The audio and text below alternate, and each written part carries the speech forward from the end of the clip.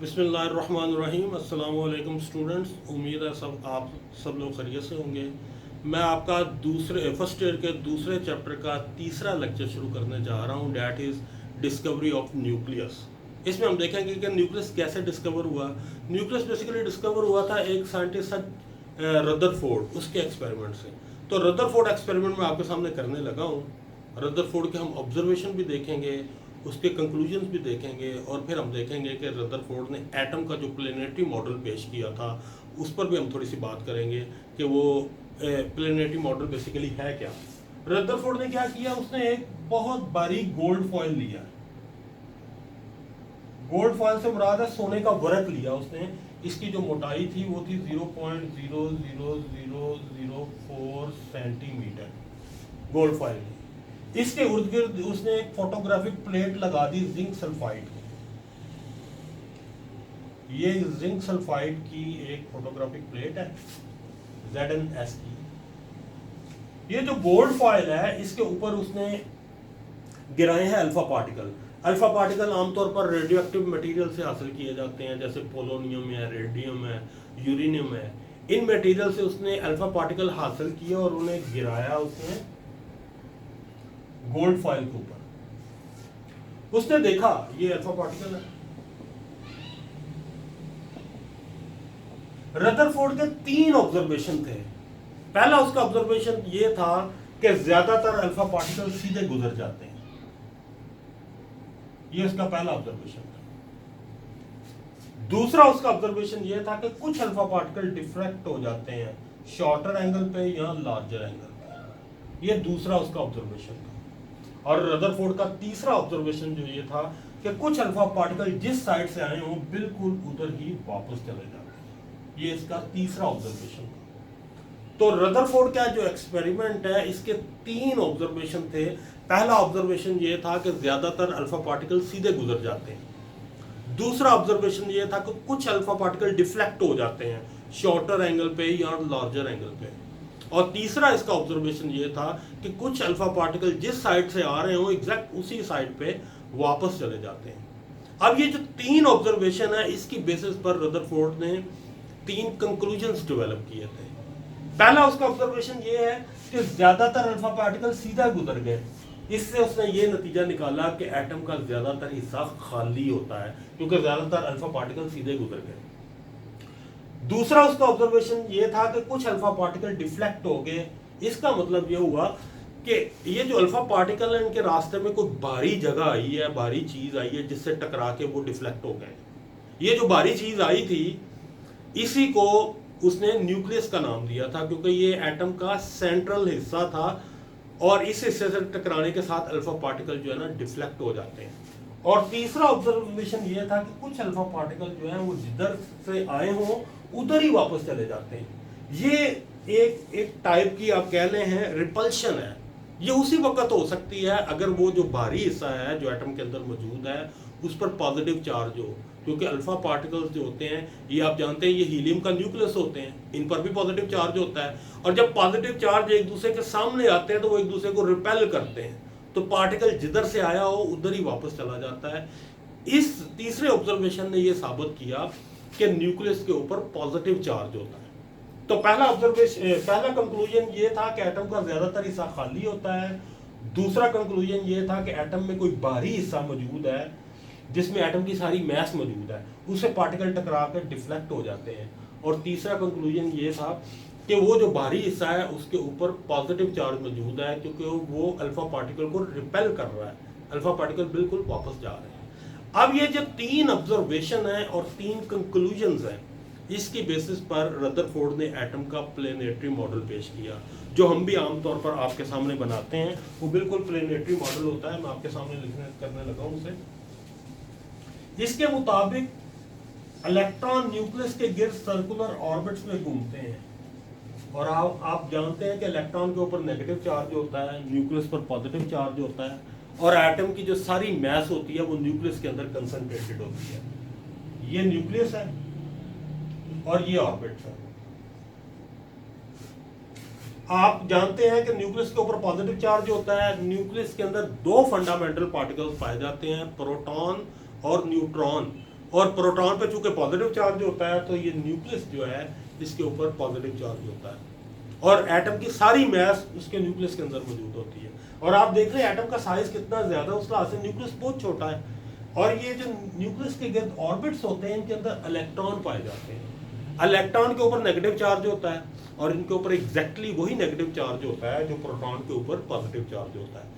इसी वजह से एटम न्यूट्रल होता है क्योंकि प्रोटॉन और इलेक्ट्रॉन एक दूसरे के चार्ज को कैंसिल कर देते हैं। लेकिन इलेक्ट्रॉन की मास बहुत कम होती है, इसलिए आप कह सकते हैं कि एटम की जो मेन मास होती है वो न्यूक्लियस के अंदर पाई जाती है। तो ये रदरफोर्ड का जो प्लैनेटरी मॉडल था वो मैंने आपके सामने बनाया। अब रदरफोर्ड का जो मॉडल था इसके ऊपर ज़ाहिर ऑब्जेक्शंस भी मौजूद थे। पहला इसके ऊपर ऑब्जेक्शन ये था कि अगर इलेक्ट्रॉन न्यूक्लियस के गिर्द घूम रहे हैं तो ज़ाहिर वो एनर्जी खारिज करेंगे। जब वो एनर्जी खारिज करेंगे तो उनका रेडियस कम होता जाएगा ताकि वो न्यूक्लियस के अंदर गिर जाएंगे और एटम कोलैप्स हो जाएगा। लेकिन आप जानते हैं ऐसा नहीं होता, एटम स्टेबल होते हैं। तो ये रदरफोर्ड का जो मॉडल है इसके ऊपर ये एक ऑब्जेक्शन मौजूद था। मैं आगे जा रहा हूँ।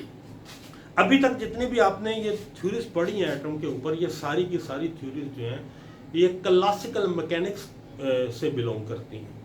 आप जानते हैं कि साइंस में, फिजिक्स और केमिस्ट्री में दो स्कूल ऑफ थॉट मौजूद हैं इलेक्ट्रोमैग्नेटिक रेडिएशन से रेलिवेंट। एक पुराना स्कूल ऑफ थॉट है जिसे हम क्लासिकल मैकेनिक्स कहते हैं। उसके मुताबिक लाइट जो होती है वो वेव नेचर होती है, ये मटेरियल पार्टिकल नहीं होते बल्कि ये वेव्स होती हैं। लेकिन जो मॉडर्न कंसेप्ट है इलेक्ट्रोमैग्नेटिक रेडिएशन का, उसके मुताबिक लाइट जो होती है उसकी डुअल नेचर होती है, ये एज वेव भी बिहेव करती है, ये एज अ पार्टिकल भी बिहेव करती है, यानी ये एक मटेरियल थिंग है। और ये जो मॉडर्न कंसेप्ट है इलेक्ट्रोमैग्नेटिक रेडिएशन का, इसे हम कहते हैं क्वांटम मैकेनिक्स। क्वांटम मैकेनिक्स को बेसिकली सबसे पहले मैक्स प्लैंक ने शुरू किया था। मैं ये तज़किरा इसलिए कर रहा हूँ कि इलेक्ट्रोमैग्नेटिक रेडिएशन के मुतल्लिक़ आपके सामने दोनों तरह की थ्योरीज आती हैं। क्लासिकल मैकेनिक्स भी आएगी, क्वांटम मैकेनिक्स भी आएगी। और अभी आप जो बोहर पढ़ने लगे हैं ये क्वांटम मैकेनिक्स का था बेसिकली। तो मैं आपको बोहर मॉडल बेसिकली पढ़ाने लगा हूँ, इसलिए मैं इसका तज़किरा कर रहा हूँ। नेक्स्ट हम मॉडल पढ़ने लगे हैं बोहर मॉडल।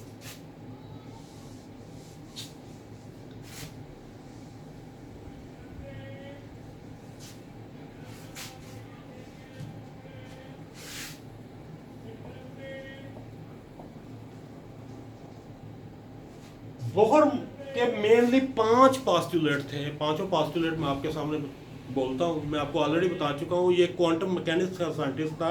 क्वांटम मैकेनिक्स के मुताबिक लाइट की डुअल नेचर होती है, ये एज अ वेव भी बिहेव करती है, ये एज अ पार्टिकल भी बिहेव करती है। इसमें दोनों तरह की प्रॉपर्टीज होती हैं। और क्वांटम का जो लफ्ज़ है ये बेसिकली आप कह सकते हैं पैकेट ऑफ एनर्जी को। क्लासिकल मैकेनिक्स के मुताबिक लाइट जो होती है वो या एनर्जी जो होती है वो कंटिन्यूसली इमिट या एब्जॉर्ब होती है। लेकिन क्वांटम मैकेनिक्स के मुताबिक लाइट या energy in the form of packet of energy emit या एब्जॉर्ब होती है। ये जो पैकेट ऑफ एनर्जी है इसे हम कहते हैं क्वांटम और इसका प्लूरल है क्वांटा। तो बोहर ने कहा का जो पहला पास्टुलेट है वो ये था कि इलेक्ट्रॉन न्यूक्लियस के गिर्द सर्कुलर ऑर्बिट्स में घूमते हैं और ये जो ऑर्बिट्स होते हैं इनकी एनर्जी फिक्स्ड होती है यानी क्वांटाइज्ड होती है। मैं पहले भी आपको क्वांटम का जो है ना वर्ड बता चुका हूँ। ये पैकेट ऑफ एनर्जी को कहते हैं। अगर इस ऑर्बिट की एनर्जी फर्ज करें 5 क्वांटम है तो इससे जो अगला ऑर्बिट है उसकी एनर्जी है 10 क्वांटम, तो ये फिक्स है।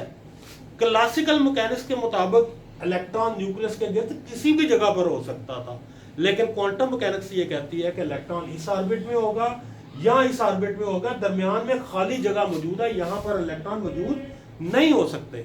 ये क्वांटम मैकेनिक्स का जो कंसेप्ट है। तो बोहर ने भी यही कहा था कि इलेक्ट्रॉन न्यूक्लियस के गिर्द सर्कुलर ऑर्बिट्स में मौजूद होते हैं, इन ऑर्बिट की एनर्जी फिक्स्ड होती है। दूसरा उसका पास्टुलेट बोहर का ये था कि इलेक्ट्रॉन जब तक अपने ऑर्बिट में रहता है ना वो एनर्जी इमिट करता है ना वो एब्जॉर्ब करता है। मसलन अगर एक इलेक्ट्रॉन इस ऑर्बिट के अंदर मौजूद है तो उसकी एनर्जी है 5 क्वांटम, तो जब तक वो इस ऑर्बिट में रहेगा ना उसने एनर्जी इमिट करनी है ना एब्जॉर्ब करनी है। अगर वो एनर्जी एब्जॉर्ब करेगा तो वो जंप लगाकर हायर एनर्जी ऑर्बिट में चला जाएगा, और अगर वो एनर्जी इमिट करेगा तो वो अंदर अगर कोई लोअर एनर्जी ऑर्बिट मौजूद है तो वो वहां पर चला जाएगा। तो ये दूसरा पोस्टुलेट बोहर का वो ये है कि इलेक्ट्रॉन जब तक whenever electron remains in its own orbit, it neither emit neither absorb energy. और तीसरा इसका पोस्टुलेट बोहर का ये था कि इलेक्ट्रॉन जब एक ऑर्बिट से दूसरे ऑर्बिट में जंप लगाता है तो वो एनर्जी इमिट या एब्जॉर्ब करता है। अब एक बात आप ध्यान में रखिएगा, वो ऑर्बिट जो न्यूक्लियस के करीब होते हैं उनकी एनर्जी ज्यादा होती है। जैसे जैसे आप न्यूक्लियस से दूर जाते हैं वो ऑर्बिट जो न्यूक्लियस के करीब होते हैं उनकी एनर्जी कम होती है। जैसे जैसे आप दूर जाते हैं एनर्जी बढ़ती है। तो अगर एक इलेक्ट्रॉन यहां पर मौजूद है और वो लोअर एनर्जी ऑर्बिट में चला गया, इसका मतलब उसने एक्स्ट्रा एनर्जी खारिज कर दिया, मिट कर दी है। और अगर यही इलेक्ट्रॉन जंप लगाकर हायर एनर्जी ऑर्बिट में आया तो इसका मतलब है उसने एनर्जी एब्जॉर्ब की है। मतलब इसकी एनर्जी थी 5 क्वांटम या 5 किलो जूल। अगर आप इसे 5 किलो जूल एनर्जी का पैकेट और देते हैं तो ये इसे एब्जॉर्ब करेगा और जंप लगाकर हायर एनर्जी ऑर्बिट में चला जाएगा। तो इलेक्ट्रॉन जब एनर्जी इमिट करते हैं तो ये लोअर एनर्जी ऑर्बिट में चले जाते हैं यानी न्यूक्लियस के करीब, और जब ये एनर्जी एब्जॉर्ब करते हैं तो ये हायर एनर्जी ऑर्बिट में चले जाते हैं यानी न्यूक्लियस से दूर चले जाते हैं। और लास्ट जो पोस्टुलेट है इसको फाइंड करने के लिए इसने इक्वेशन भी दी थी, डेल्टा ई वो एनर्जी है जो इमिट या एब्जॉर्ब होती है और ये इक्वल होती है E2 माइनस E1। E2 वो ऑर्बिट है जहां पर इलेक्ट्रॉन जंप लगाकर पहुंचा है और E1 वो ऑर्बिट है जहां से उसने जंप लगाया है। दोनों ऑर्बिट की एनर्जी का जो डिफरेंस होगा वो या तो इमिट होगा या एब्जॉर्ब होगा। अगर इलेक्ट्रॉन हायर एनर्जी ऑर्बिट में गया तो उसने एनर्जी एब्जॉर्ब की है, अगर वो लो एनर्जी ऑर्बिट में गया तो उसने एनर्जी इमिट की है। इस इक्वेशन की मदद से हम डेल्टा ई की वैल्यू फाइंड कर सकते हैं, यानी कितनी एनर्जी इमिट या एब्जॉर्ब होगी। और जो लास्ट पोस्टुलेट है बोहर का वो था कि इलेक्ट्रॉन चूंकि दायरे में घूमते हैं तो उनका एंगुलर मोमेंटम होता है MBR, और इसकी वैल्यू जो होती है वो h/2 पाई का इंटेग्रल मल्टीपल होती है। ये इलेक्ट्रॉन का है एंगुलर मोमेंटम, ये h/2 पाई के मल्टीपल के बराबर होता है। ये जो n है ये ऑर्बिट के नंबर को ज़ाहिर कर रहा है। अगर इलेक्ट्रॉन पहले ऑर्बिट में मौजूद है तो n की वैल्यू 1 होगी, अगर इलेक्ट्रॉन दूसरे ऑर्बिट में मौजूद है तो n की वैल्यू 2 होगी, अगर इलेक्ट्रॉन तीसरे ऑर्बिट में मौजूद है तो n की वैल्यू 3 होगी। तो बेसिकली ये वैल्यू जो है ना ये हमें बताती है कि इलेक्ट्रॉन का एंगुलर मोमेंटम क्या होगा। इसको आपने सिर्फ ऑर्बिट के नंबर से मल्टीप्लाई करना है। तो ये 5 मेन पोस्टुलेट थे, बोहर थे। मैंने पांचों पोस्टुलेट आपके सामने बोल दी है। अब आप नेक्स्ट जो टॉपिक मैं इसके साथ ही चला रहा हूँ, इलेक्ट्रॉन जो न्यूक्लियस के गिर्द घूम रहा है इसका रेडियस फाइंड किया था बोहर ने, तो मैं उस तरफ जा रहा हूँ। इसके लिए हम कुछ चीजें जो है वो फर्ज कर लेते हैं।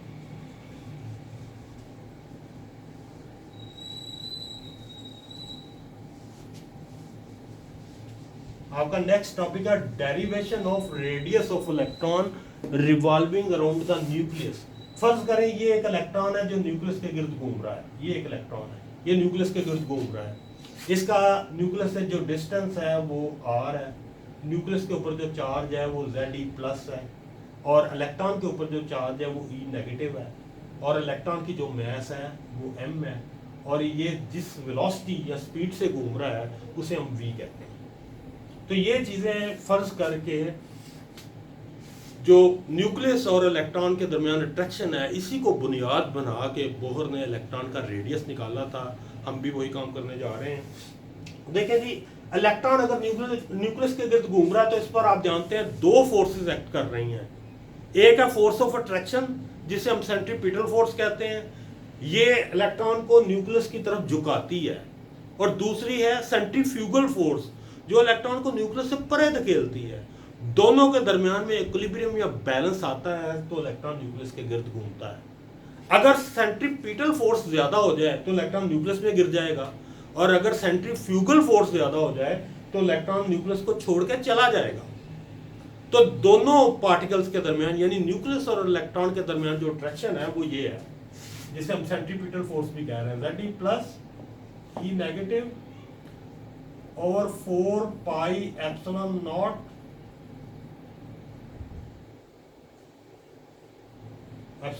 square n square।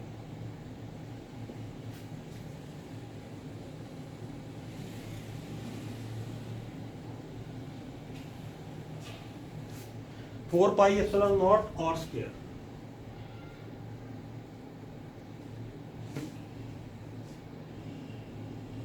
ये फोर्स ऑफ अट्रैक्शन है न्यूक्लियस और इलेक्ट्रॉन के दरमियान। ये दोनों ई आपस में जब मल्टीप्लाई होंगे तो आपकी इक्वेशन बनेगी z square over 4 pi epsilon not r square. ये आपके सामने इक्वेशन आ गई है फोर्स ऑफ अट्रैक्शन की। और मैंने आपको ऑलरेडी बताया है कि ये सेंट्रीपिटल फोर्स जो है ये बैलेंस होती है सेंट्रीफ्यूगल फोर्स से, और सेंट्रीफ्यूगल फोर्स है mv स्क्वायर ओवर r। ये दोनों एक दूसरे के बराबर कर दें आप, z square over 4 pi epsilon not r square. अब r से r को आप काट दें, इधर r खत्म हो गया, इधर एक r मौजूद है। ये आपके सामने जो इक्वेशन बनी है mv square is equal to z square over 4 pi epsilon not r। ये इक्वेशन आपके सामने बनी है।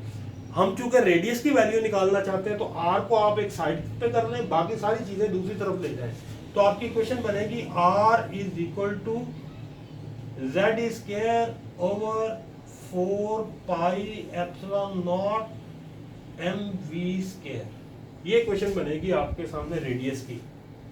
अब इस इक्वेशन में आपने v की वैल्यू लगानी है। v की वैल्यू हमने अभी जो 5वां पोस्टुलेट पढ़ा है बोहर का, उसी से हम ड्राइव करने लगे हैं।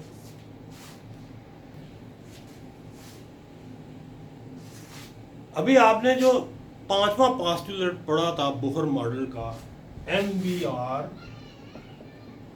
Is equal to nh over 2 pi, यहां से हम v की वैल्यू निकालेंगे और वो v की वैल्यू निकाल कर हम यहां पर अप्लाई करेंगे।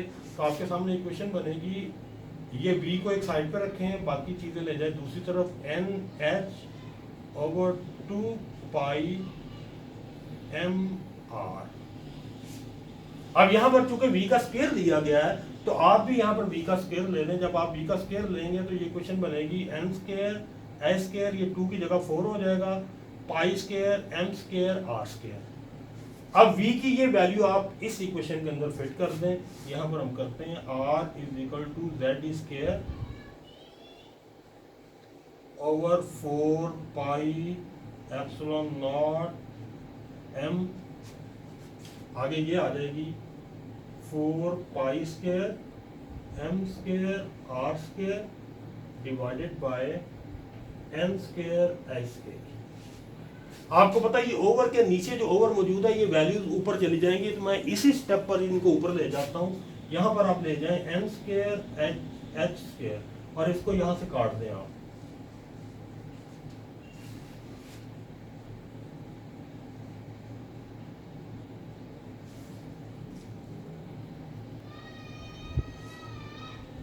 अब ये जो v लिखा हुआ है इस इक्वेशन में, यहाँ पर आपने v की वैल्यू निकाल ली है, तो यहाँ पर आप v की वैल्यू फिट करें यहाँ पर, तो ये आपके सामने आएगा n स्क्वायर h स्क्वायर, ऊपर आपका आएगा 4 pi square m square r square. अब यहाँ कुछ चीजें जो है वो आप आपस में काट सकते हैं, मतलब 4 से 4 काट दें आप, पाई से 1 पाई उतर गया, इसी तरह m से 1 m खत्म हो गया, और बाकी इक्वेशन जो आपकी बनेगी वो कुछ इस तरह की होगी। r is equal to, r से आप एक r भी काट देंगे, ये r का स्क्वायर है, इससे आप ये वाला r काट दें तो आपकी वैल्यू जो आपके सामने आएगी वो आएगी epsilon not n square a square over z e square pi m। लेकिन ये r की वैल्यू जो है ये फाइनली डिस्कवर हुई है जो बोहर ने निकाली है। अब ये जो r की वैल्यू आपके सामने मैंने लिखी है, अगर आप गौर की करें तो इसमें ज़्यादातर चीज़ें कांस्टेंट है। एप्सिलॉन नॉट जो है ये वैक्यूम परमिटिविटी का कांस्टेंट है, x जो है इसे हम प्लांक्स कांस्टेंट कहते हैं, z आपको पता एटॉमिक नंबर है, आपने अगर गैस फिक्स ली हुई है तो ये भी फिक्स रहेगा, e जो है चार्ज ऑन इलेक्ट्रॉन है ये भी फिक्स रहेगा, पाई 22/7 होता है ये भी फिक्स है, कांस्टेंट है, मैस ऑफ इलेक्ट्रॉन भी कांस्टेंट है। तो इस इक्वेशन में सारी चीज़ें कांस्टेंट है। इस इक्वेशन को ज़रा हम इस शक्ल में लाते हैं कि आप इसे न्यूमेरिकल में भी यूज़ कर सकें। तो आपकी जो फाइनल इक्वेशन बनेगी वो इस तरह की बनेगी, epsilon not h square over z e square pi m into n square. ये ब्रैकेट के अंदर मैंने जितनी चीजें लिखी हैं ये सारी कांस्टेंट है, इनकी वैल्यूज लगा के भी साइंटिस्ट ने एक वैल्यू बनाई हुई है। ये वैसे फाइनल इक्वेशन है, लेकिन अभी जो मैं इक्वेशन आपके सामने लिखने लगा हूँ ये वो इक्वेशन है जो आप न्यूमेरिकल्स में यूज करेंगे, क्योंकि अगर बोर्ड के अंदर न्यूमेरिकल आता है पेपर के अंदर तो आपके पास इतना टाइम नहीं होगा कि आप इन सारे कांस्टेंट की वैल्यूज लगाएं, उसे सॉल्व करें। तो सारे कांस्टेंट लगा के भी साइंटिस्ट ने एक वैल्यू निकाली हुई है, that is r is equal to 0.529 angstrom into n square. ये आपकी फाइनल इक्वेशन है। अब आपने जिस ऑर्बिट में भी इलेक्ट्रॉन का रेडियस निकालना है सिर्फ उस ऑर्बिट की एन वैल्यू आप लगाएंगे और आपको उसका रेडियस जो है वो मिल जाएगा। ये इक्वेशन है जो आप न्यूमेरिकल में यूज करेंगे, तो ये भी आपने घर से याद करके जानी है ताकि आप इसे न्यूमेरिकल में यूज कर सकें। ये सारे जो कांस्टेंट है इनकी वैल्यूज आपकी किताब में दी गई हैं, इनको अप्लाई करने के बाद ये वैल्यू निकली। और एंगस्ट्रॉम जो है ये लेंथ का एक यूनिट है, इसके बारे में आपको बता दूं, एक एंगस्ट्रॉम जो होता है कि 10⁻⁻10 मीटर के बराबर होता है। ये वैल्यू आप ध्यान में रखिएगा। तो ये इस तरह बोहर ने निकाला था रेडियस ऑफ इलेक्ट्रॉन। या ये टॉपिक आपका हो गया है।